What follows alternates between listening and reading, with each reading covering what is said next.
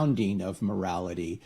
If there is no God, then how can we say that, say, the Allies were right and the Nazis were wrong? If the Allies are trying to protect their population and the Nazis are trying to protect their population, how do we adjudicate between those two?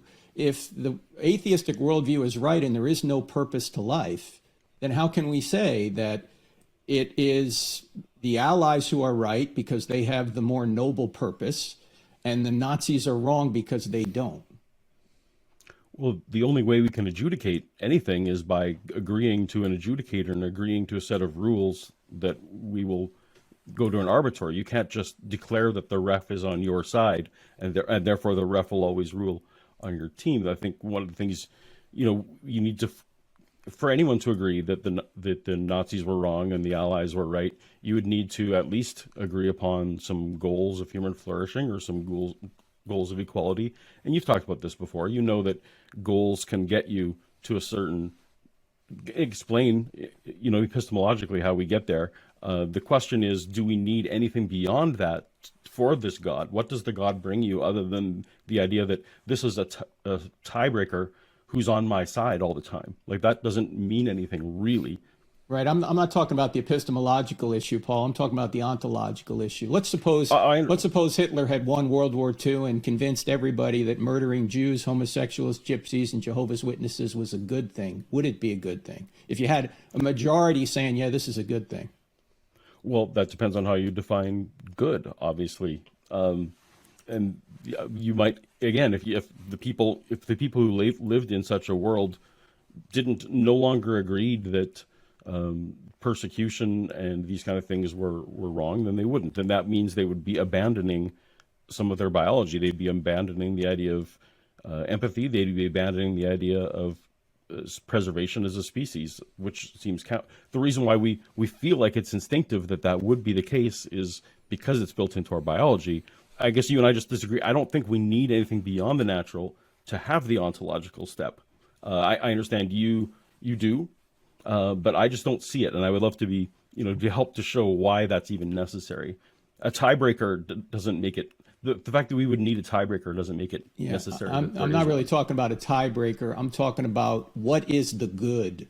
If it's just my opinion or your opinion or Hitler's opinion or Churchill's opinion, then it's just subjective. Is there an objective standard of good beyond humanity? It seems if there isn't, it's just one person's opinion against another. So I'm not talking about epistemology. How do we know right and wrong? I'm talking about what is the ultimate standard of goodness. Maybe an illustration will help. Let's use soccer because it's the international game. How do you know that your team scoring a goal is better than the other team scoring a goal? Well, the only way you could know that if you knew the purpose of the game, right? If there's no purpose to the game, you can't say that a goal for your side is better than a goal for the other side. You have to know the purpose. And it seems to me if there's no purpose to the game, you can't adjudicate. And if there's no purpose to life, you can't say that murdering Jews, homosexuals, and gypsies is a bad thing and loving them is a good thing.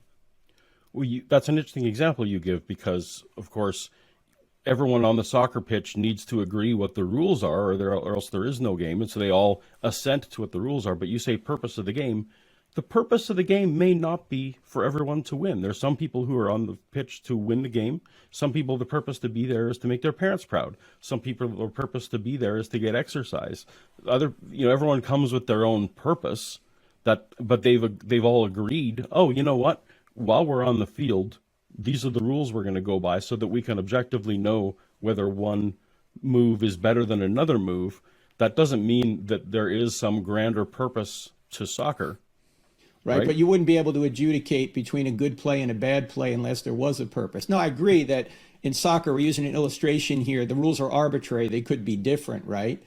But if there is a God, then the rules come from his nature, and they're not arbitrary. If there is no God, then everything's arbitrary. It's just Hitler's opinion. I'll let you come back on this in a moment, Paul. Now we're going back into the moral argument here. We're saying, like, what if the Nazi tribe says, well, we're going to kill you because we're going to create the super race, right?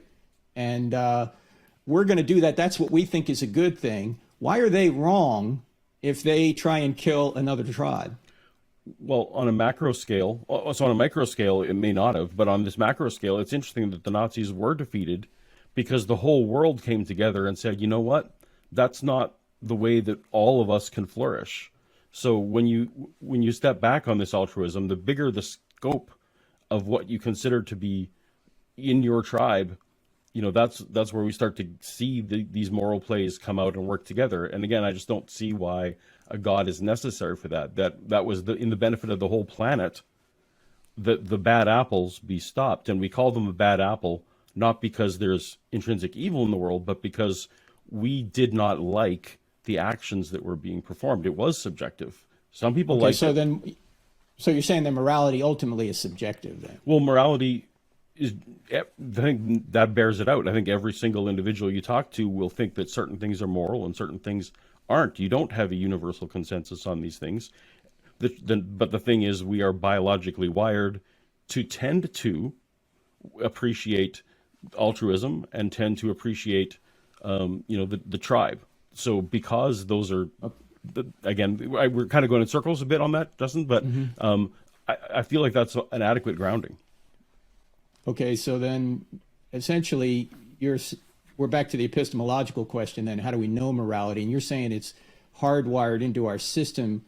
Well, that would also mean then that every thought we have is hardwired into our system. So why should we believe anything's true? Well, and and you think you probably would know that I would just affirm that and say, absolutely, I'm a determinist. So I do believe that the what's in our heads is determined by what the environment around us and the chemicals firing in our brains. I absolutely think that. So then we would have no grounds to, even in an evolutionary way, to condemn Hitler or Putin or anybody doing evil. Well, so I would have grounds to condemn them because of what I value. But yes, in this grand sense, no, like there's nothing outside. I don't see why we need something outside of us than to say, you know what, I prefer not to be murdered. And so I can imagine that other people also don't like to be murdered. So I'm going to label that wrong. I tend to think that wrong is what we label the outcomes we don't like, and good is what we label the outcomes that we do like. And if you look at it that way, the fact that we lazily say good and bad for our own preferences doesn't mean that they aren't our own preferences. Right, but let me just try and follow this through, and I'm excited that we can talk about this, because rarely do I get to talk about this in an in-depth way with people who have an opposite worldview, unfortunately. And that is, if you're going to say that every thought you have is the result of, say, the laws of physics, it's determined, then your very preferences are determined as well. Correct. Including the preference that you like love and the preference that, say, maybe Hitler likes murder.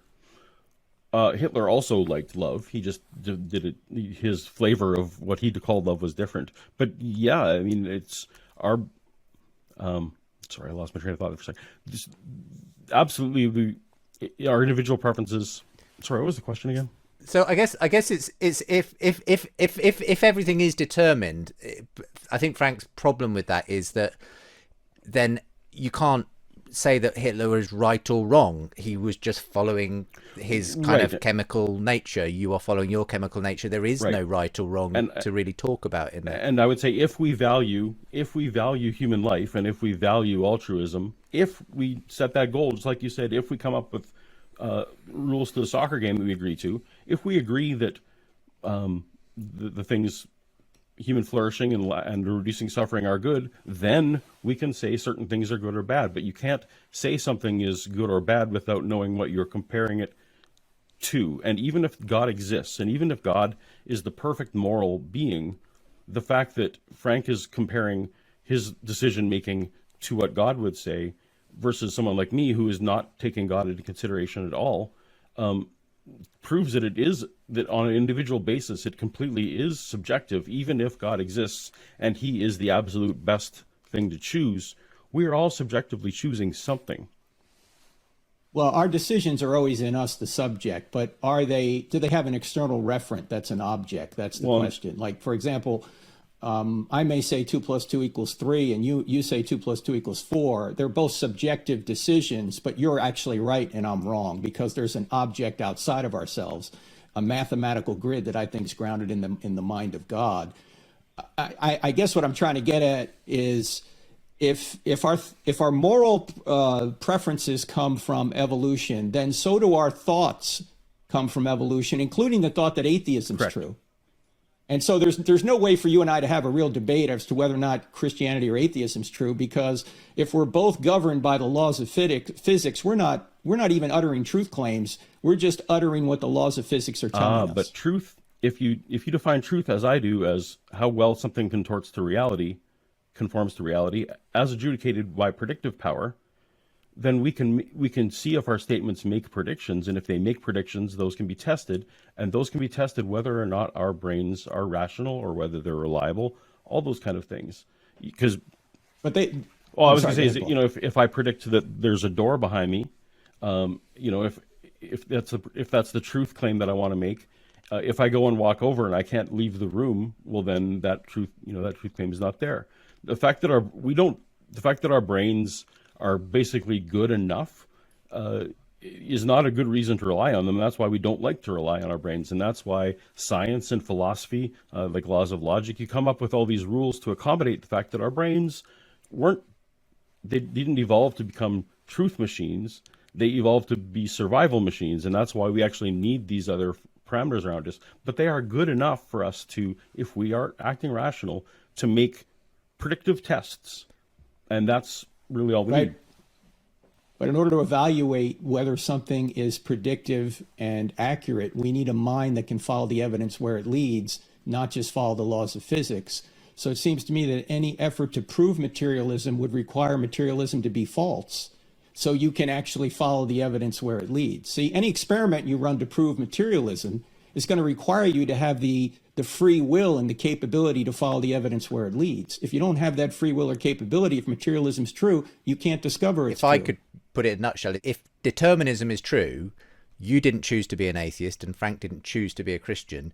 The laws of physics handed that down to you. There's just no other way around it.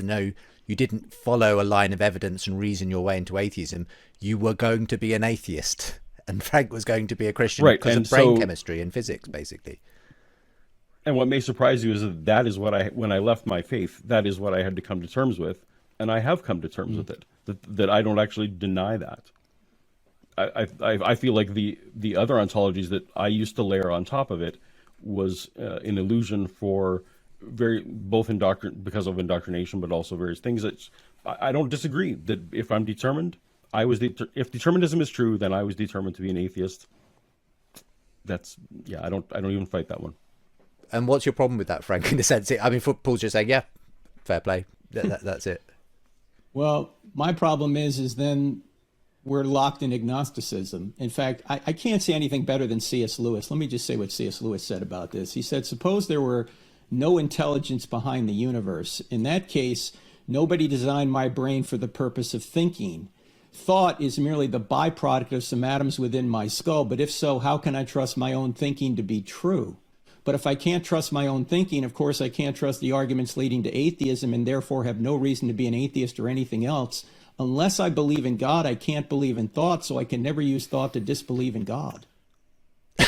Yeah, so I don't think I nod my head to all that, except that the way that C.S. Lewis could have made determinations is to make predictions and test them and see if they work. And again, I know you need your own senses, so you do have to have some presuppositions. We have to presume that our senses are reliable enough. We have to presume that the universe can be learned about. There are some. That is something else I had to come to. I wish more non-Christians would agree that there are some presuppositions that we carry, and that we just basically have to. There's some brute facts. Let's leave that there for the moment.